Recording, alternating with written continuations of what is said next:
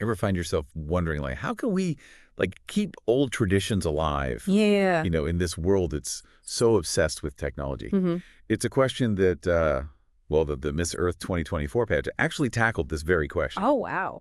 They asked the finalists, how would you promote old traditions in a world that's so obsessed with modern technology? Interesting. And we're going to dive into their answers today.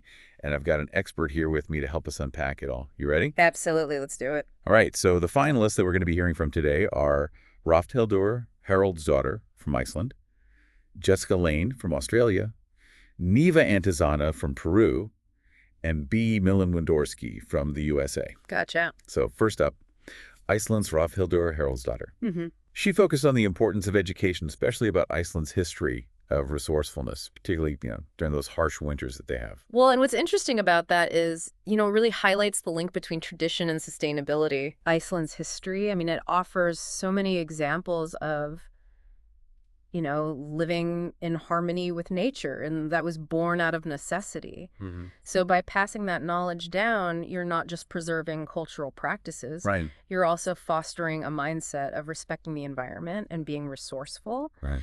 And those are qualities that are essential in a world that's facing climate change. Yeah. And it makes you kind of think about what traditions from your own heritage would you want to pass on? Oh, yeah. Are there skills or values from the past that could be relevant to, like, the challenges that we face today? Totally. I mean, there's so much wisdom to be found in, like, our collective past. Right. Like, take Australia's Jessica Lane, for instance. Okay. She is studying journalism. Okay. And she wants to use her skills and modern platforms to share Australia's Dreamtime stories. Interesting. These stories are essentially like an oral history that's been passed down through generations of Aboriginal Australians. Right. And they explain the creation of the land and its people. And Lane also wants to use these stories to promote environmental awareness. So it's kind of a unique approach. It Yeah. flips the script on this whole, like, technology versus tradition debate. Mm-hmm. Because we often see technology as, like, replacing older ways of life. Right. But in this case, it's being used as a tool to preserve and celebrate them. Yeah, it's a powerful reminder that technology itself is neutral. It's Yeah. all about how we choose to use it. Exactly. Now let's move on to Peru. Neva Antizana, Mhm. her answer really stood out.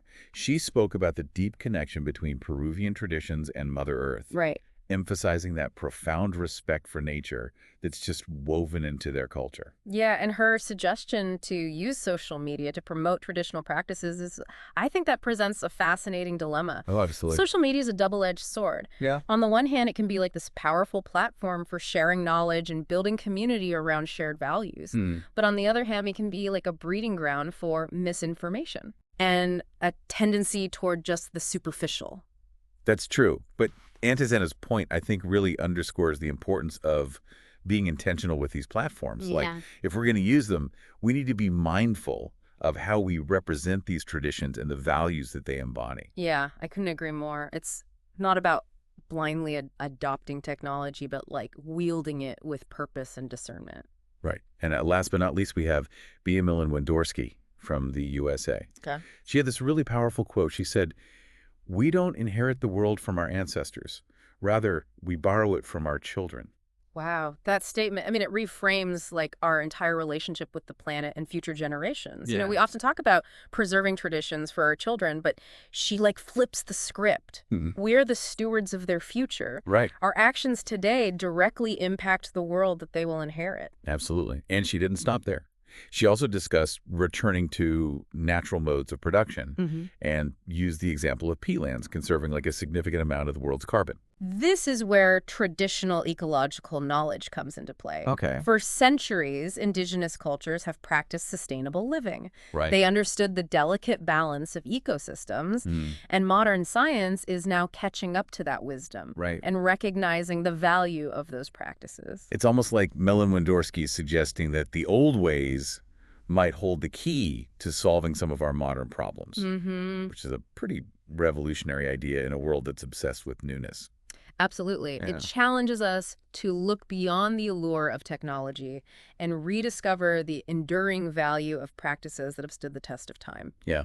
Milan-Windorski's point about natural modes of production, that really got me thinking. Yeah. It challenges this assumption that, technology is always the answer. Right. Like, Could it be that the most sustainable solutions actually lie in those traditional practices, Right. the ones that have been honed over generations?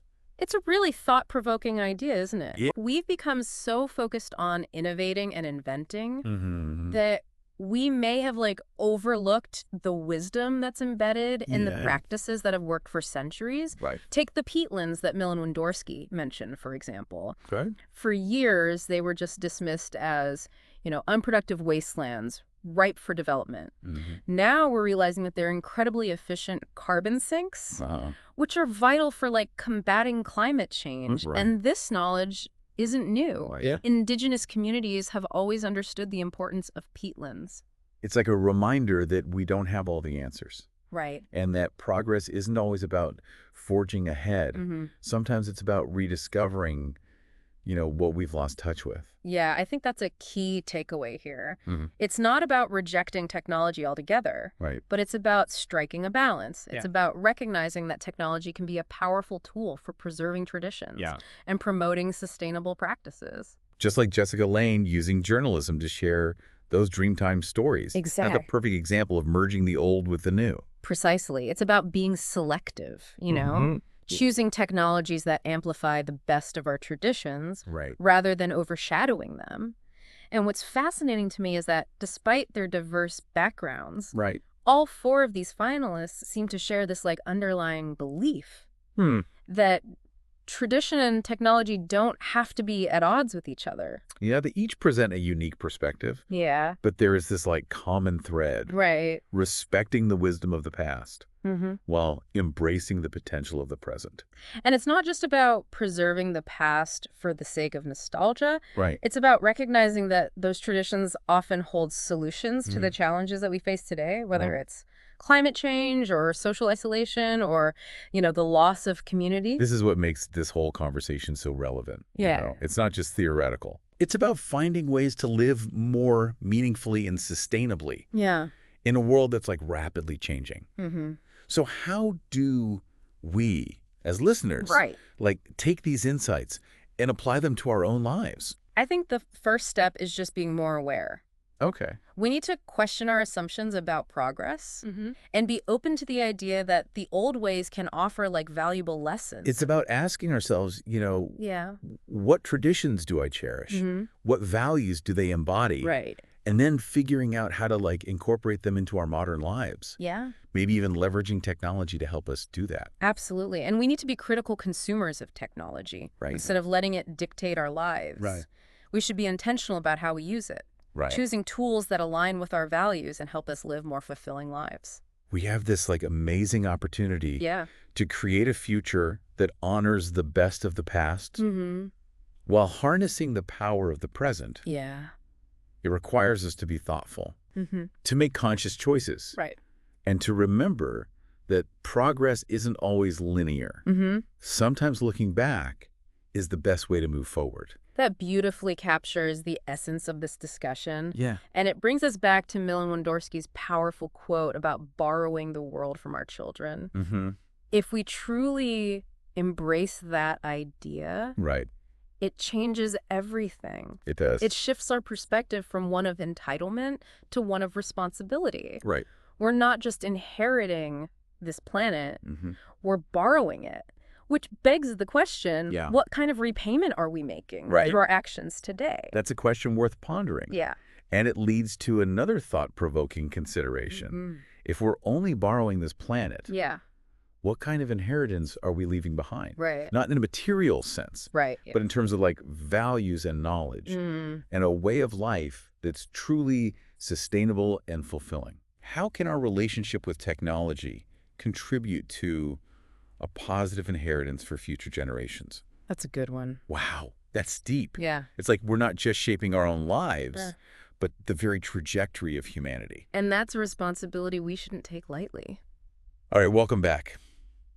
We've been having this really thought-provoking conversation, Mm-hmm. about bridging the gap between tradition and technology. And, it was all sparked by the Miss Earth 2024 pageant. Yeah, we've journeyed through so many diverse viewpoints, Right. from Iceland's emphasis on education and Australia's use of digital storytelling to Peru's connection to Mother Earth and the USA's call for intergenerational responsibility. It's been a whirlwind of ideas. Yeah, But let's get down to like brass tacks. right. What can we as individuals actually do to bring these insights into our daily lives? Yeah, this is where it gets really exciting. Yeah. It's not about like grand gestures or anything. It's Yeah. about like those small intentional shifts in how we think and act. Yeah. Like, for example, think about those traditions that you truly value.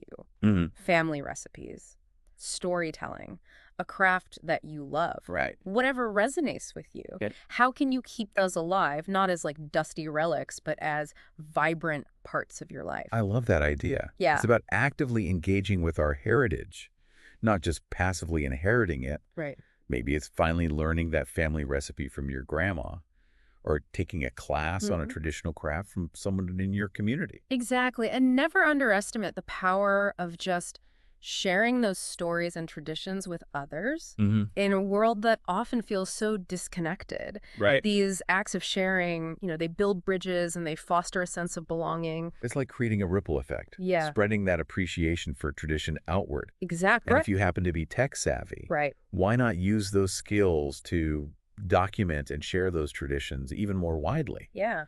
Create a family history website, start a blog, or simply record your grandparents telling those stories on your phone. Brilliant. You're using technology to amplify those traditions, Yeah. making them accessible to like a wider audience. Right. And remember, it's not just about preserving the past. It's about adapting those traditions to the present.